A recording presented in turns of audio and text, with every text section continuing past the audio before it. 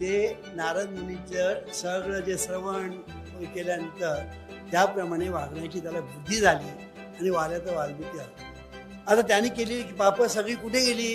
ती तळाला गेली. ती कुठे गेली? तळाला जाऊन बसली. कुठे गेली नाही, नाहीशी झाली नाही, ती इव्हॅपोरेट झाली नाही, त्याची वाफ वगैरे झाली नाही, ती तळाला जाऊन बसली.